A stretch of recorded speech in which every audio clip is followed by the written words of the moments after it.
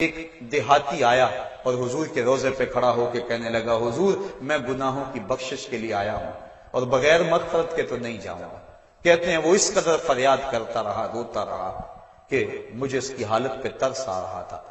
جب وہ چلا گیا میری آنکھ لگ گئی، آنکھ لگی تو خواب میں حضور کی زیارت نصیب ہوئی، اور آقا کریم نے فرمایا، قم یا عتبی، عتبی اٹھو اور اس عرابی کو تلاش کرو، اور جب مل جائے تو میری طرف سے جنت کی بشارت دے دو۔ اور صاحب مدارک نے ایک روایت لکھی ہے کہ ایک شخص حضور کے روضے پہ آیا اور حضور کے مبارک روضہ کی مٹی کو، تربت نور کو اپنے سر میں ڈال رہا ہے اور کہتا ہے میں تو گناہوں کی بخشش کے لیے آیا ہوں۔ یہ حضور کے انتقال سے 3 دن کے بعد کا واقعہ ہے۔ وہ کہتا ہے میں تو مغفرت کے بغیر جانا ہی نہیں ہے۔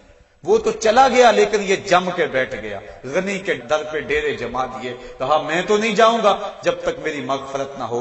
فنودی من القبر انہ قد غفر لک، صاحب مدارک لکھتے ہیں گنبد خضرا سے آواز آئی، جا تیرے گناہوں کو معاف کر دیا گیا۔ مجرم ہو تو منہ اشکوں سے دھوتے چلے آؤ، آؤ در طباب پہ روتے چلے آؤ۔ قرآن میں مذکور ہے بخشش کا طریقہ، سرکار کی دہلیز سے ہوتے چلے آؤ۔